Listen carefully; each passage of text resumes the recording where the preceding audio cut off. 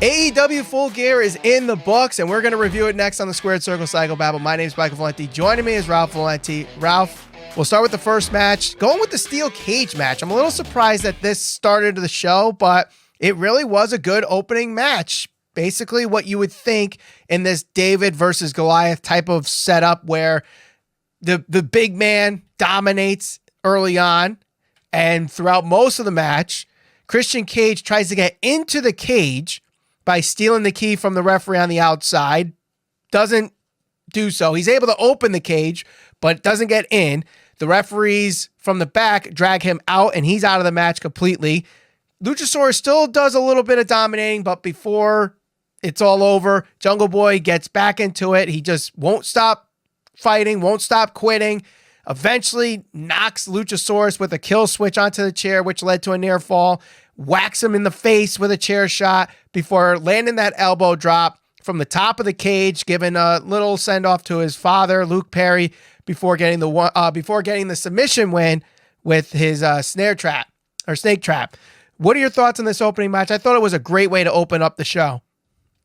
Yeah, definitely a good way to open the show. Cage match. AEW fans were definitely going to be invested in this. Jungle Boy looked really good. I mean, I think this feud has really stretched a little further than I think a lot of us expected it to, mostly because Christian Cage got hurt. And, Luchasaurus isn't necessarily a guy like a Christian Cage who can go out there, cut promos, and really extend a feud past, how maybe a couple of weeks or something like that. We just haven't seen him do that. But they've extended this out. We'll see kind of what direction this goes. I think it's really going to depend upon, Christian's health. But this match itself, this was the theme of the night for a couple of people. This is the best I think I've seen Jungle Boy look, maybe the most over. He had some really good high spots. And I think a lot of us were expecting Jungle Boy to come out of the feud with Christian Cage, really hoping that it would elevate him to that next level. That being said, Christian Cage was not involved in this match, at least in the match itself, like actually wrestling, aside from the outside interference attempt. So it's good to see that even though Christian wasn't one of the guys in there wrestling or, leading the match, whatever you want to call it, Jungle Boy was able to figure it out. He was able to play that babyface role great. And really good opening match for these two. I don't know if really Jungle Boy figured it out, but it was more the referees got Christian Cage out of the match. So he tried to get involved, but he wasn't involved kind of thing. Nonetheless, it was still a great, great opening match, to say the least. And next up, we have a match that I think a lot of people loved, and that was the Trios match for the AEW Trios Championship. We have the Elite making their triumphant return against the Death Triangle. And this was, as you would expect from these six and these trios matches in AEW, it was Demolition Derby. It was, 1,000 miles an hour, high spot. But we did get a little bit of storytelling in this match because we see Pac trying to give Rey Fenix the hammer to give them the win. But, Rey Fenix doesn't want to do it that way. So he throws the hammer out. Match continues on, but it gets to a point where Kenny Omega's got the one-winged angel to win the match, but Pac handed Rey Fenix the hammer yet again, and this time Rey Fenix uses it to give a surprising victory to the Death Triangle, and they retain the AEW Trios Championships. So let's talk about this first. Are you surprised Death Triangle won this match? No, I think that if the Elite came back and won the match, I think people would have been a little critical of it just because, it's there are people out there that are going to critique and criticize the Elite and the Kenny Omegas for putting themselves over in certain situations. I think had they taken a 2-month hiatus and break like they did, come back, beat this team, the Death Triangle, who's really kind of like a team where it's like when it's convenient, they come out on top, but a lot of times, they don't necessarily reach the pinnacle of where a lot of people see their potential being. People can criticize that. So I'm actually happy they didn't win. I don't think they lose anything here in terms of just obviously their status with the fans that are still rooting them on. They're super over. I mean, for God's sake, we got an FCM Punk chant so we know where their allegiance is. No, I don't think that this was a bad call. I liked it. Couple things. I don't know if you've noticed this, but something kind of clicked later on in the show.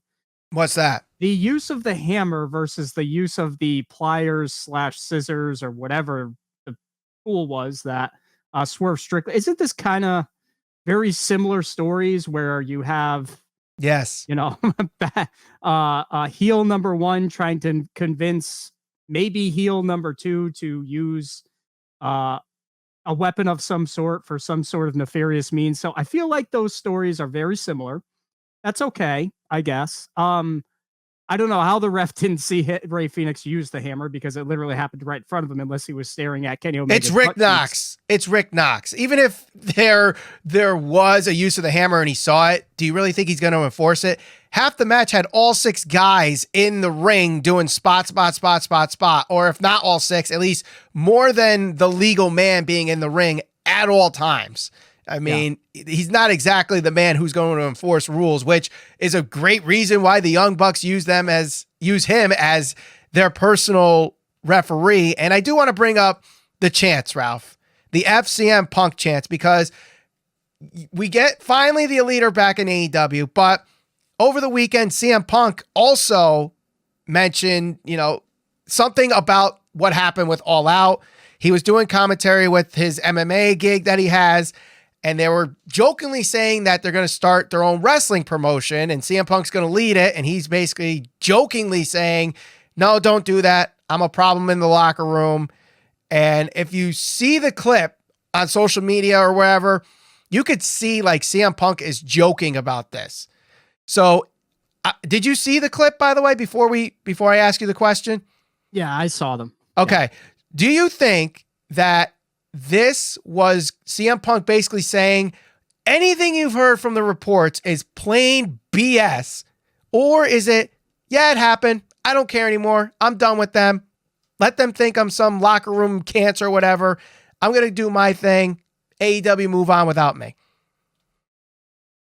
I'm still unsure. I think it could be a little bit of both. I think he can certainly be banished from AEW when they're working on his release. I think that could all be true. It could still be a work. I'm not sure. But assuming that part of it's true, I think that, we'd get a very different stance and perception from Punk either way, whatever the case may be. I think that his story wouldn't necessarily match that of the Bucks, the Elite, or anybody else involved in the whole brawl. I think that Punk, I don't think he's going to come out and say, yeah, I was wrong. It's all on me, whatever the case may be. I think he'd probably defend himself and say, look, yeah, it happened, but you're only hearing their side of it. And, the one thing I'm going to maintain is, for the most part, the journalists, the wrestling media have a very cozy relationship with the Bucks, with AEW, with the Elite. So it is what it is. I think at some point, if this all is legitimate, we'll get Punk's side of it. I think there's some truth to both sides. The one thing that I was going to bring up to you is the Bucks came out to Carry On Wayward Son. Yes. The lyrics to that, are they suggestive towards CM Punk? Because I mean, who was Nick Jackson? I always get them confused, and I really shouldn't at this point. But Matt is the older one and the shorter one. Who's the one that hulks up? Matt, right? Matt is the one that hulks up. Yes. Matt Jackson. He was very animated when they came out, like playing to the crowd, like making the cry face when it was like, don't you cry no more. I'm not saying it was a shot at Punk, but I think it very well could have been if you read the lyrics to that song. Unless I'm just totally overthinking it. No, you may be overthinking it, because I think this alludes to something that was said on one of the BTEs where they wanted to come out to this song for whatever reason. Okay. I'm sure people in the Babel section can explain this a lot better than I can. I do know that the song was released on this day, or yesterday, I should say, like in 1975 on the same date, which that's just coincidental. But I did also see that Kansas did tweet out the fact that the Young Bucks used their song. So little crossover there. So cool about that. I love the song.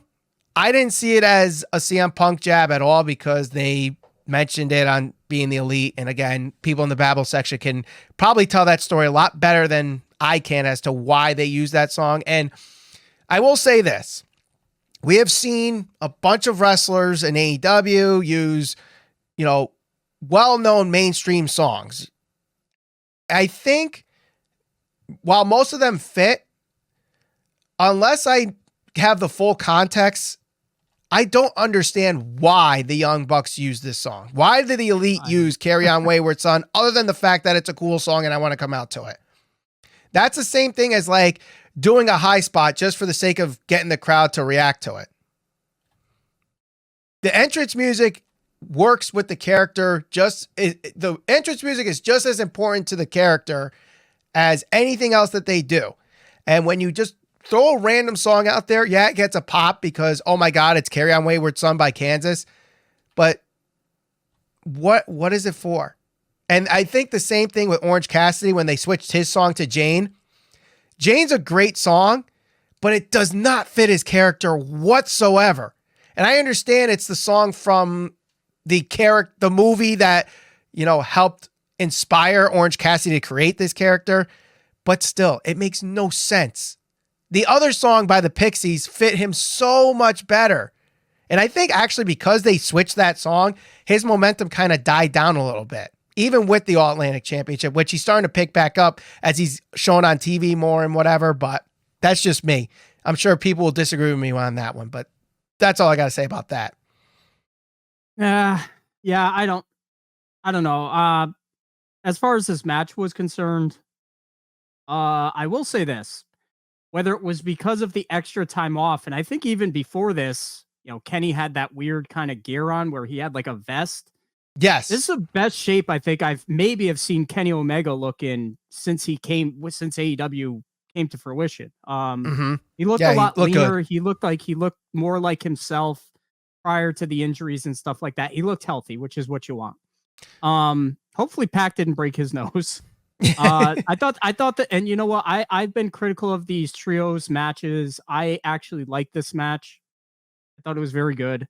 These guys always do well. I don't know if I'm going to enjoy a best out of sevens tournament here between these guys. I already feel like we've seen this match so many times and they've done so much. Like if they could pull it off, kudos to them. I feel like their matches are all pretty similar and we've seen pretty much everything from them, but we will see. Right. Now we did see something like this years ago with Cesaro and Sheamus, and that led to the bar. And those matches were good. But they were also pretty much the same thing anyway. And I think this is going to be the same thing where the matches are still going to be good, but they're pretty much going to be the same. I don't know how they're going to deviate each one unless each match is going to be the story of Rey Fenix slowly becoming heel or slowly deteriorating from the Death Triangle. I don't know where they're going to go with that, but it'd be interesting to see.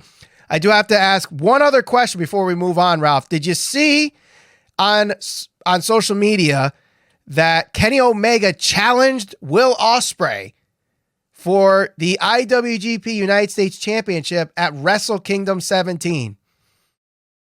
Yes, I did. That is big news considering that I believe this is the first time Kenny Omega is going back to New Japan, and they did not have, from what I understand, they did not leave on good terms when he left to go help create AEW. So good to see him go back. Those two have their feud that's been brewing for years, I think, since he's left New Japan Pro Wrestling.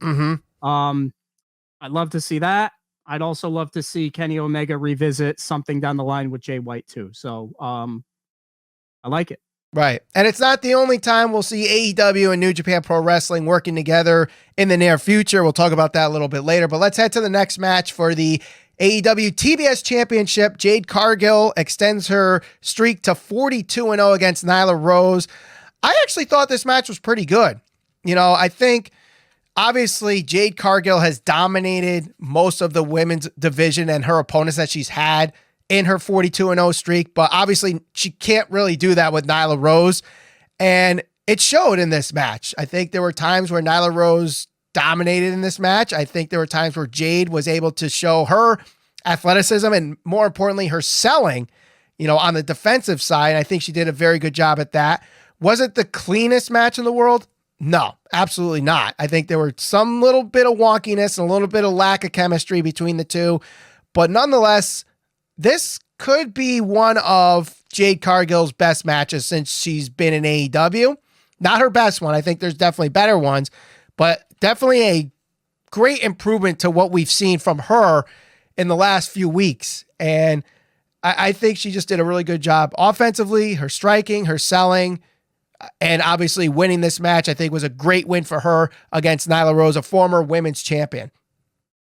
Yeah, I thought this match was, it was all right. It was what it was. I didn't expect it to steal the show or anything like that. But the one thing that, was difficult for them is they were following that banger of a match that, Right. the crowds were obviously invested for. And I think they came down quite a bit. And that's where it gets tough. When you put these pay-per-views together like this, where there are going to be so many matches that the fans are going to be invested in, you run the risk of having a little bit of crowd fatigue. And I think we felt that and saw that a few times throughout the night. So I think the match suffered a little bit from that, just in terms of the investment from the crowd. But, Jade kind of extends her winning streak here. It'll be interesting to see kind of where they go with her, but not a bad match between the two. Also see where it goes with Nyla Rose, because it seems like they give her these little pushes. She has her match, she loses it, and then she's back on dark, just like a lot of people in AEW. So I'd like to see her more and get more character development and more time on television, but we'll see how that goes. Next match is the Ring of Honor World Championship Fatal 4-Way from Jericho Appreciation Society. It's the champion, the bride, Chris Jericho, and Sammy Guevara for Blackpool Combat Club. It's Bryan Danielson and Claudio Castagnoli. And Ralph, before we start the actual breakdown of the match, I said on our prediction show that the guy who goes over on the go home show is the guy who loses on the main show. And I keep seeing people saying that's just a WWE trope. That doesn't happen anywhere else. And lo and behold, it happens here in AEW because Chris Jericho submits Claudio Castagnoli for the win. Or excuse me, he doesn't submit him. He beats him with the Judas effect and pins him 1, 2, 3 for the win. But with that said, this match, other than the finish, was not what I was expecting. And it was a good thing, because we saw a little bit of Sammy Guevara and Jericho getting back at each other. Like, Sammy Guevara it seemed like the guy that was going to take the pin here. He's the easy guy that Jericho could trust and help him win the match. But that's not what happened. You saw Sammy Guevara get upset when Jericho said, "Stay in the corner, let me pin him here." Then you saw them pushing each other back and forth. You saw Sammy Guevara, striking Jericho. They're going face to face. I love that. And then you also saw the same thing with Blackpool Combat Club, where Danielson and Claudio went back and forth, which that was a little bit more expected because they understand the situation. They're looking to win the Ring of Honor World Championship, and they respect each other to the point like, hey, it's the spirit of competition. We know only one of us is going to win, any man for himself. But I actually love this match. I thought it was a very, very good match. Actually love the finish where Jericho comes out of nowhere and does the jumping Judas effect. They did have to redo it a second time to make sure he landed it on Claudio, but still great match, great retention for Chris Jericho. Yeah, this match was also very good. I did like the tension that was built between Jericho and Sammy Guevara. Probably the best we've seen Sammy Guevara in in quite some time, because one, he didn't have like one of those weird spots, at least that I've noticed, where there was some type of major botch where he could have either hurt himself or somebody else pretty badly. Right. And there was that drama where they built up the tension between him and Jericho, which I think worked really well. The fans were invested in Sammy, not in like a go away heat type thing. It was like they actually cared about him. Yes. In the situations where, and that's where it's kind of like, look, it's like, I always think back to like when Cena was getting booed and he returned at that Rumble where it was like, he was the last entrant. He tore his pec, I think, or his quad, or I don't remember what the injury was. I think it was his tricep. Oh, no, it was his pec. It's the same injury as Cody. And he came back earlier than expected. And the fans went nuts, and then they kind of got quiet because they're like, wait a minute, we're supposed to hate this guy. We're not going to, and I think that was very similar last night. It's like, it just goes to show you how good situations are when you put guys in certain situations and you have good storytelling, it'll still work, even if people hate the guy. And Sammy Guevara over the past like 6-7 months, I think, has had that kind of heat where it's like, oh, like, just go away, dude. Like, we don't want to see you. Worked last night. Match was very good. You know, and I think I probably would have liked it a little bit better because I think it would have built the tension more if Jericho pinned Sammy. Didn't Yes. necessarily have to happen, but at the same time, Sammy was kind of part of the finish because Claudio had him down and Jericho came out of nowhere. But you could have had him pinning the already, wounded Sammy Guevara for the win instead of going after Claudio again. But either way, still a good finish. If Jericho hits that leaping Judas effect and Claudio rolls outside and Sammy's dizzy and gets up and Jericho hits him with the Judas effect. Yeah, again, it doesn't take away from the match. I liked it. But that could have helped kind of build the story, but we'll see what happens with those two kind of going forward. Absolutely. Next match here. It's the return of Saraya in the ring after a 5-year hiatus due to her neck injury, going up against Dr. Britt Baker, DMD. Obviously, everyone's watching this match under a microscope. How is Saraya going to look in the ring? Is there going to be ring rust? Are they going to work the neck? What kind of bumps is she going to take? Her brother was in the crowd during this match. How's he going to play a role in this match? And he didn't really play too much of a role other than, the same thing that we saw with Jungle Boy and his mother and sister, where they just kind of put the camera on him for a little bit. Very little interaction between Britt and Zach Zodiac there. But nonetheless, this match here, as much as I don't want to be too critical given the situation, but I will say this was easily the worst match of the night, in my opinion. It was just slow. It was basically it was kind of like a test for Saraya. Okay, what can we do and what can't we do? And they were just kind of going through the motions and through the spots. And understandably, I get why they did that. But outside of Britt really working the neck, which I thought she did a very good job in, I just could not get invested in this match. It was a very slow match.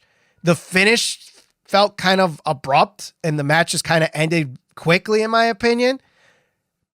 But it was what it was. And I know some people are going to love it anyway because of the situation. And kudos to Saraya for coming back after 5 years. But I felt the same way with Edge and Randy Orton too, where that match just took forever. And that match was forever. They went really, really long in that match. This one, I think, only went 10 minutes like I said it was going to, but it felt like 20. And you don't want that. Yeah, and again, the unfortunate thing was I think this came after another very long match where the fans were super invested, and you had a little bit of that burnout because they were so into the match that happened prior to this. Mm-hmm. So I think there was a little bit of that. The unfortunate thing was, Saraya came back and the crowd was a little dead and flat throughout this whole thing, and you never want to see that because one, Britt Baker is as far as the women's division, you would imagine she's their cash cow. Mm-hmm. And for Saraya making her return after however long it's been, you would want the fans to be more invested in this. Now, the match itself, it was okay. I agree. I think it was slow. A lot of the spots that happened seemed very repetitive. Like they did the Paige. Saraya did the Rampage or whatever that move is called now at least 3 times, I think. She did it twice to win the match. And I think it's called the Good Night. Whatever they're calling it now. There were a couple of weird spots, like the powerbomb spot in the corner. I think that kind of got messed up a little bit. So, it wasn't great. It wasn't great, but Saraya's first match back in 5 years, I don't think she looked bad. I just don't think the flow of the match was there. Exactly. That's what I'm saying. It's not a discredit to Saraya and Britt Baker. It was just something was just pace-wise and crowd interaction-wise just was not there. And I think it's going to improve over time. And if they meet again in, say, 6 months for Double or Nothing or a year from now at All Out or Full Gear, the match the second time around will be much better. But it's just a case where they have to test everything out and make sure she's all right. And they don't want to do crazy spots and mess up her neck again. Well, let me point one more thing out because somebody had tweeted this. I don't know who it was. And Saraya said, who cares? They were like, well, who's the heel and who's the face. And I don't know if you had a clearly defined heel or face. I think it kind of depends on who you want to root for. I mean, I think I think it's clear Britt's the heel. Yeah, but I mean, based on the things they were saying about each other, they obviously were put in a position where it was like, all right, well, are you going to root for her, Britt, because this is supposedly her house and she held it down and helped build it up? Or are you going to root for Saraya, whose accomplishments happened in the other company that AEW constantly crashes? So you're dividing the fans. I felt like there was a little bit of that where throughout the night, it was very obvious, like the fans would get invested in it if you gave them a reason to be invested in the characters. And for whatever reason here, two people that you would hope the fans would care about, they didn't get into it that much, where later in the night, they came alive for Jamie Hayter, and they came alive for the Acclaimed. So, it wasn't like they were totally burnt out. You just needed to give them a reason to get into it. And it just, for whatever reason, it just wasn't working in this match. So. Right. That's true. All right. Next match, the triple threat match for the TNT Championship. Wardlow against the Ring of Honor World TV Champion Samoa Joe versus Powerhouse Hobbs. I was right on this prediction too, Ralph, because Samoa Joe ends up winning this match. Although most of the shine in this match went to Wardlow, as he did, you saw him doing flips, you saw him doing Whisper in the Wind, you saw him do Powerbomb Symphony to Powerhouse Hobbs, but Samoa Joe comes out of nowhere, takes out Wardlow, chokes out Hobbs, and we have a new double champ in AEW with Samoa Joe, as he is now the TNT champion and already holding the Ring of Honor World TV Championship, thus ending the very questionable and lackluster reign of Wardlow as the TNT champion. And you got to ask yourself, what's next for Wardlow? What's next for Hobbs? And obviously, what's next for the TNT championship now that Samoa Joe has it? Does it actually get more TV time now with Samoa Joe instead of Wardlow holding that title? Yeah, I don't understand this at all. I really don't, because you think about how over Wardlow is or was throughout the entirety of his championship reign there. And it's like, if you had any opportunity to, one, give some shine to one of your homegrown talent that, can really be pushed to that next level with a title that really had a lot of prestige back when AEW first started, with a lot of the different champions, whether it was Cody or the Open Challenge and, Darby Allin. There was some really good feuds. Miro. Mr. Brody Lee, Miro. And it seems like ever since Miro dropped the title, I think, to Sammy, that title just hasn't meant a whole lot. And I feel like, Wardlow, young up-and-comer, one of your homegrown talent. Powerhouse Hobbs, young up-and-comer, one of your homegrown talent. Samoa Joe, love Samoa Joe, but he's obviously past his peak years, and he's done a whole lot in the wrestling industry. Like, what are you going to get out of Samoa Joe at this stage in his career that you can't get out of somebody like Wardlow and Powerhouse Hobbs? I will say this. I will make this argument, though. Samoa Joe won't have the expectation that you have with Wardlow, that he has to go into every match where he's going to squash his opponent. At least Samoa Joe is the type of guy where you can have a competitive 15 to 20 minute match with him, and it won't be like, why is this happening? With Wardlow, and this is maybe part of the problem as to why he wasn't booked as much during his reign, is anybody he faces, it's like you expect him to squash him. And it looked like he was Cassidy. Except Orange Cassidy. But that's the problem. What happens when he actually has a competitive match with somebody, and it's like, maybe he shouldn't have a competitive match against that guy. Now you have Samoa Joe, and he does an open challenge, whether it's on Rampage or Dynamite. He could do it week in and week out and actually put guys over despite them doing so in a losing effort. So I think this could actually end up being a good move. And then you give time for Wardlow to rechase either the TNT title, or maybe he's going up towards the AEW World Championship. Who knows? But we'll see how it goes. I will say that. I don't want to just blast it because it was Wardlow dropping the title. I don't want to be one of those that says, oh, he lost, he's buried, because I know that happens a lot in social media with the IWC.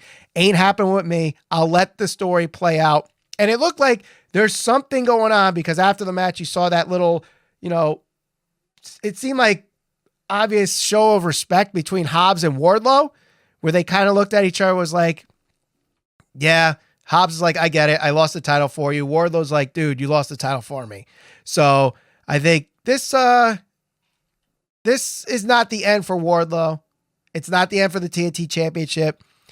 I just think they need to start building some guys back up and bring some guys back. One of those being Miro, Andrade, Malachi Black, that can really help build up that TNT Championship division, but we'll see what time goes. But let's head to the next match here. I didn't even realize it was a no DQ, no countout match, but apparently it was. Maybe it was announced on Rampage. I'll admit I didn't watch Rampage prior to Full Gear, but it is Sting and Darby Allin versus Jay Lethal and Double J Jeff Jarrett. This match was a crazy one, to say the least. It was messy at times, but there were some cool spots. I love the jump off the ladder from Darby right into the hands of Santam Singh. Thought that was really cool, where he just threw him on the ramp. I loved when Darby went for the coffin drop and Jeff Jarrett just whacked him with a guitar and exploded on his back. That was a cool spot. Not a fan of Sting diving off the crowd onto Satnam Singh. That looked questionable, because it looked like Satnam Singh almost dropped him on his head. But this match had its highs and lows. Was it the greatest match I've ever seen? No. But given the fact that you have two guys that are, one is in his 50s, the other's in his 60s, it was a decent match for that. But when are we going to get Sting and Darby to have just like a regular tag match again, and not some weird no DQ where Sting has to dive off of something? When are we going to see Darby do anything meaningful? Like, what was the purpose of this match and Jeff Jarrett like having a match on a pay-per-view? I don't need to see Jeff Jarrett wrestling at this point in his career. I was never a big fan of Jeff Jarrett back in the day. I certainly don't need to see him right now, so we can make it feel like it's a TNA pay-per-view or anything like that. Did you hear the TNA chant when Sting and Jeff Jarrett stared at each other?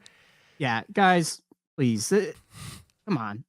Just cut the shit. Like, whether you like AEW or you dislike AEW, I think we can all agree that in this point in his career, and given what this match was on paper with a short build, there was really no reason to have it. I mean, it doesn't do a whole lot for Darby. It's not going to do anything for Jay Lethal. And Jeff Jarrett, who knows what happens with him from here. The disappointing thing with all of this is this. You had FTR, who essentially was feuding with the Gun Club weeks prior to this. You knew later on in the night we were going to get this dynamic between Swerve and Our Glory essentially splitting up. Why couldn't FTR and Gun Club have a match on this pay-per-view to kind of ensure that there would be a tag team on the back burner to lead into Dynamite and kind of get that kind of prepped? Instead, you got Jeff Jarrett, who's well past his prime, coming out and stealing a spot from FTR. Some of the younger guys, some of the guys that are fan favorites, like Ricky Starks, like Eddie Kingston, who are on the pre-show. I don't need to see Jeff Jarrett ever again in AEW. There's no need for it. So I think it was unfortunate that they had this match on the pay-per-view, because I just don't see the reason for it. I don't think it was necessary. Next up, we have the AEW Interim Women's Championship match. In my opinion, was the best match of the night. Toni Storm versus Jamie Hayter. I love the physicality of this match. I love the story that was actually told. A pleasant surprise to see Britt Baker not turn on Jamie Hayter, but actually help her win the AEW Women's Championship match, as she not only gives Toni Storm a stomp onto the belt, but also pulls off the turnbuckle cover to help with the finish here. Crowd absolutely loved that Jamie Hayter won, and hopefully Tony Khan can play his cards right so that we see Toni Storm and Jamie Hayter be one of the forefronts of this women's division. Yeah, like you said, definitely a very good match. It was very obvious who the fans were invested in. Everybody's, for a long time, I think now, has wanted to see Jamie Hayter win the title. One of those women who's gotten over organically, which, it's this day and age is difficult to get yourself over as a pro wrestler with as fickle as fans can be. But she managed to do it. And it wasn't just by association with Britt Baker. So, that kudos to her. Interesting to see kind of where they go with this. I think eventually it probably will lead to Jamie Hayter and Britt Baker down the road. But for now, they definitely have another woman who I think can be incorporated into that upper echelon of top tier wrestlers in the women's division. So if you look at it right now, I mean, you've got Britt Baker, you've got Saraya who debuted not too long ago. You've got Jade. I'm drawing a blank here, but Toni Storm, obviously. We'll see what happens with Thunder Rosa. So, that's 5 or 6 good wrestlers off the top of my head. Who knows when Ruby Soho comes back? They've got women there.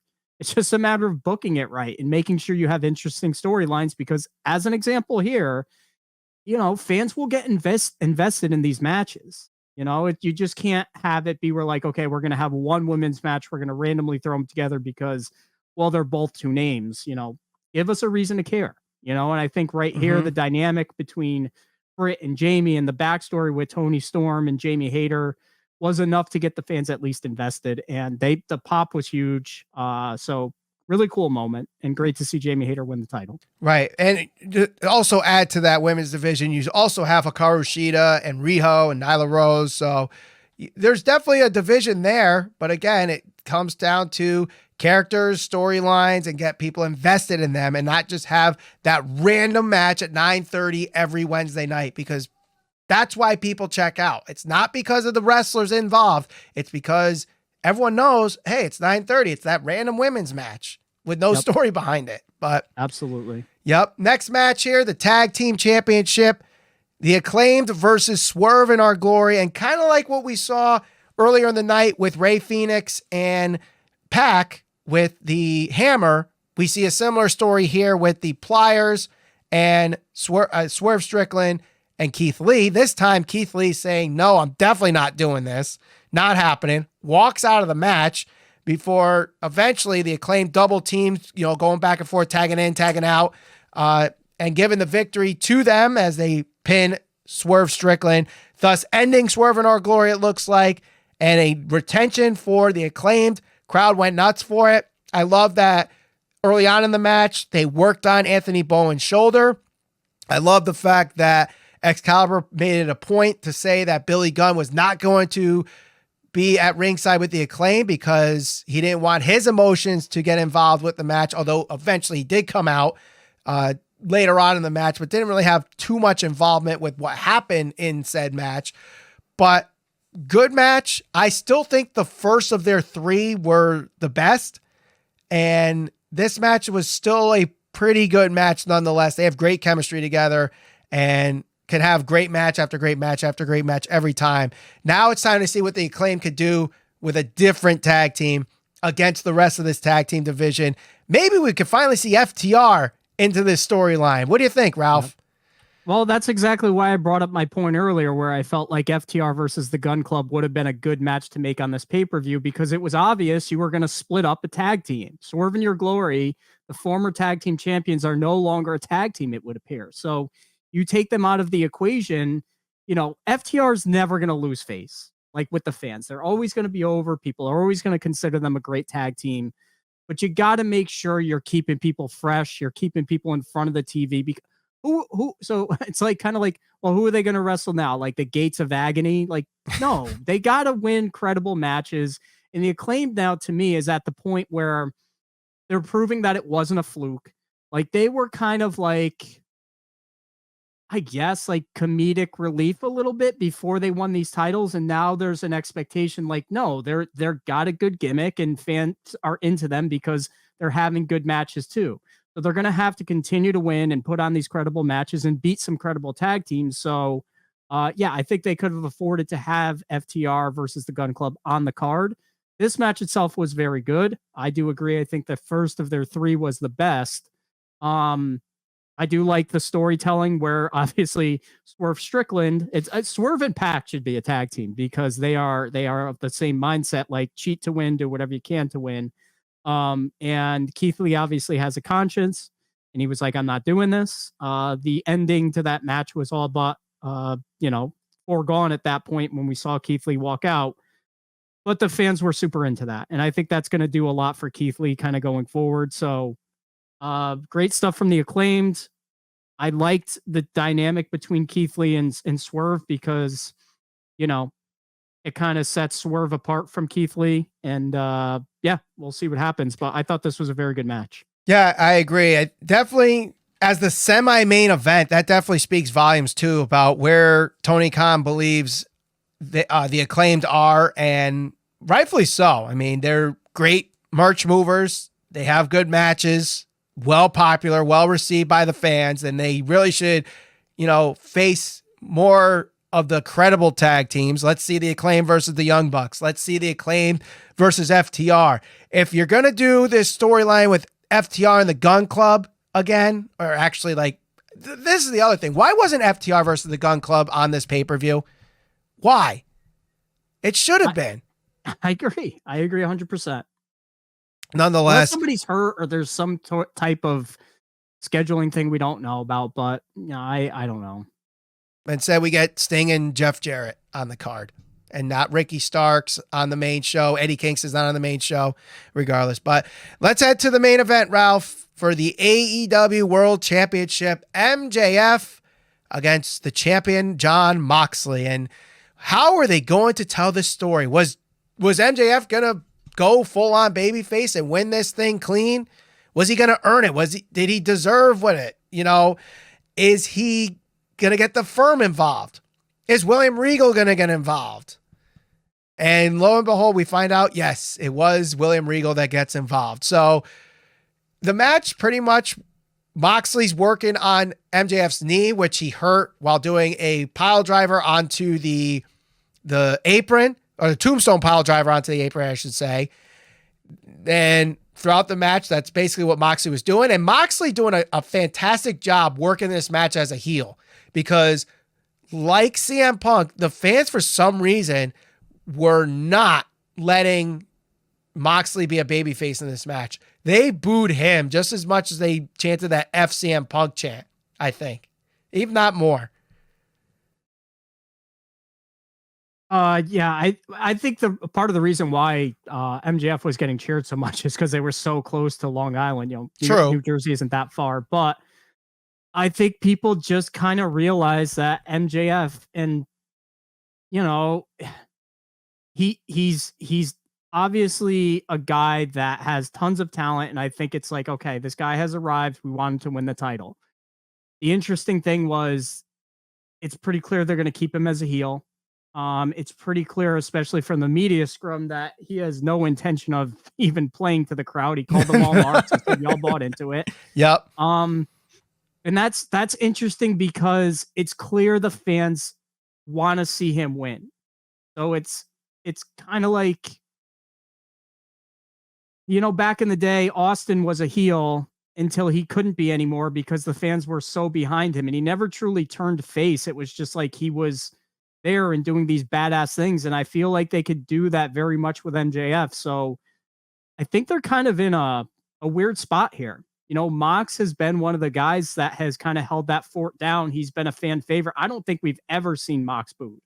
Not like that. No. Not like that, where literally he has to work as a heel throughout the match and he's flipping the fans off. For a guy that is been a prick his whole career. So we'll see what happens. This was the outcome I think most of us foresaw. Yes. We felt like there was going to be something. We didn't think MJF was going to be genuine. I was always saying that, I was hoping that there was this weird thing where MJF may lose and he may be this tweener, but they're not going to go that direction, at least not right now, I don't think so. Nope. And obviously it's William Regal that helps MJF win. As we see, the firm was a red herring. As I said, they were not going to be involved in this match. And I said they were a red herring. Nowhere. I did not even think of them. I did not even, until you said that. That's so strange. Unless we get an answer on Dynamite. Again, it's like. Well, Ethan Page and Ricky Starks. Ricky Starks and Ethan Page are going to be having their Eliminator tournament final Wednesday on Dynamite after they, did some gymnastics with the card to make sure there were only 10 matches on the show and not 11 or whatever it was. Yeah, 11. So Ethan Page, Ricky Starks this Wednesday. Winner gets MJF at Winter is Coming. But we'll see how that goes. But I always knew it was going to be Regal. I thought Regal was going to use the Dynamite ring. When MJF threw the Dynamite ring out, and I thought they would have done something where the ref got knocked out while the camera's away from Regal. He would have picked up the ring and hit Moxley. But I think the way they did this was probably a easier way to execute what they did. Obviously, Regal handing the brass knuckles to MJF, knocking out Moxley. I will say, did we really need 2 ref bumps to make this spot execute? You know, did you need both ref bumps for this?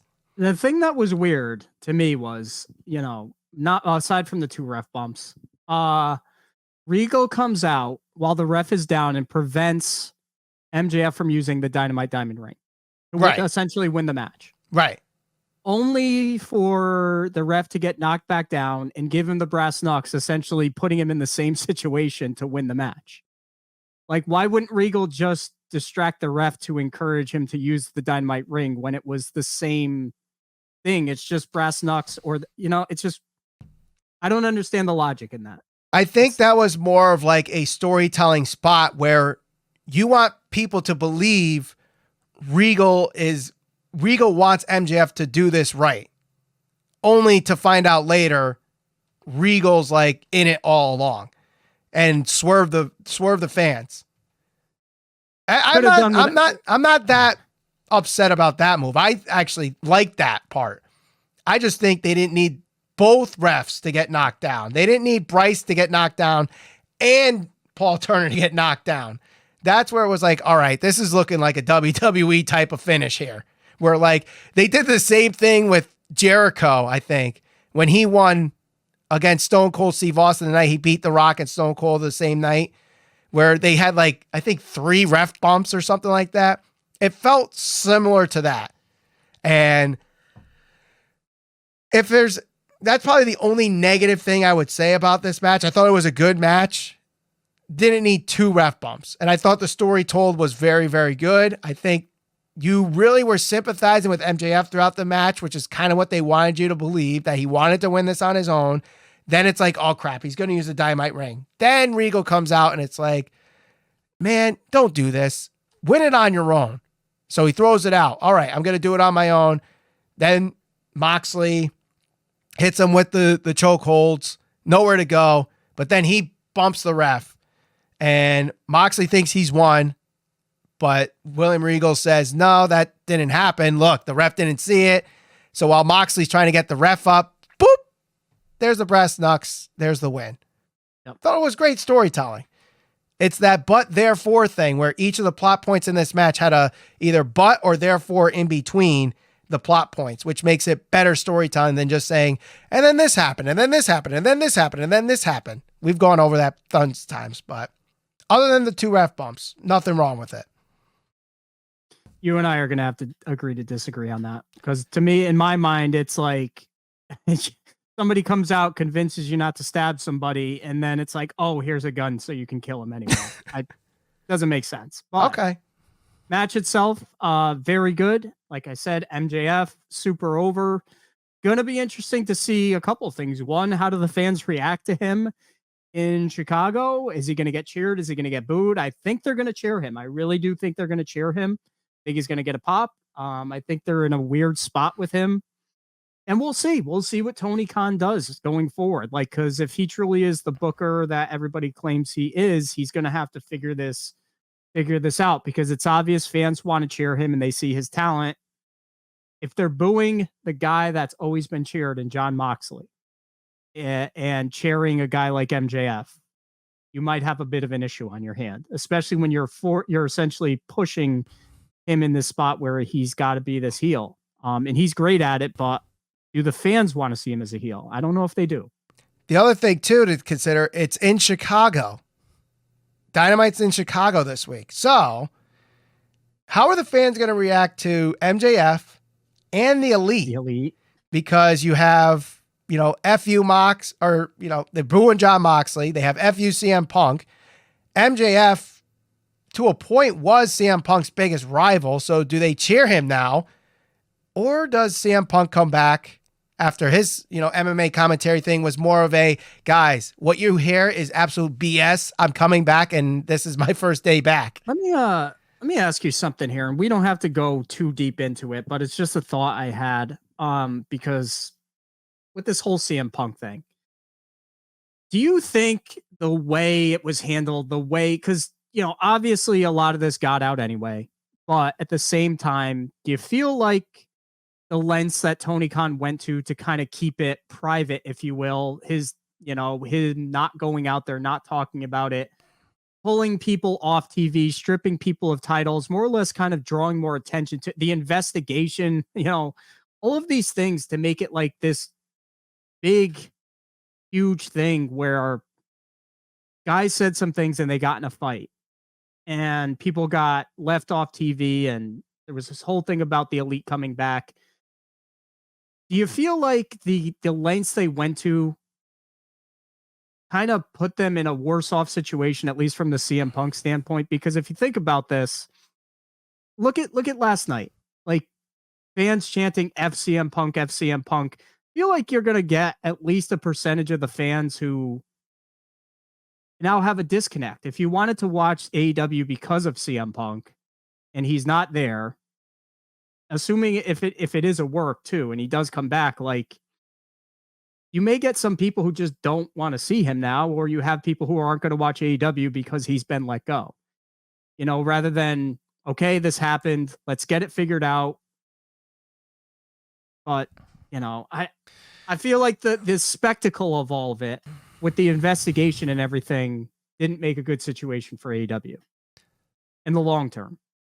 I think right now you're starting to see, like, popularity wise, ratings wise, some people are a little turned off by what's going on in AEW because of this brawl out and the lack of transparency behind it. And, what side are you on? Are you team Elite? Are you team Punk? Whatever. And the lack of Punk being on TV, I think, has hurt AEW in some aspects. I think there's some aspects where, despite CM Punk not being on TV, they've managed to hold their own and actually thrive on that situation. The first couple weeks out of the gate and All Out, it looked like they figured everything out, but then they kind of faltered the last few weeks trying to build to this Full Gear. Now that the Elite are back, maybe it's time we move on from this thing. They removed CM Punk from the Fight Forever cover, and I think at this point, maybe we have to now face the facts. The Elite are going to stay. CM Punk is going to go. He doesn't care anymore, and just leave it at that. And some fans are going to leave because of that. Yeah, and that's what I'm saying. Like, if Punk doesn't get, let's assume Punk's 100% in the wrong, whatever the case may be, but he comes back. They figure it out. They bring him back. He's kind of damaged goods because there's been this narrative that's been pushed that he's a locker room cancer. He's, he caused all these things. He's fickle. There had to be an investigation. They're trying to do like all of these things that may or may not be true. They've leaked. There was the investigation, and it's like, look, if you bring Punk back, do the fans even want to see him now because he's got this bad reputation while the Elite essentially save face in this whole thing? And who knows who's really right or wrong? And if he's let go, it's just kind of like, you get fans who are going to be pissed about that. So I don't know. I just feel like the whole thing, the more we look back on it retrospectively, looks like it was handled very badly from the start. Yep. I agree. Now, final thoughts on the show overall, I thought was very, very good. And outside of a couple matches that I thought were not good or had no business being on the card, I think every other match delivered in some way, shape, or form.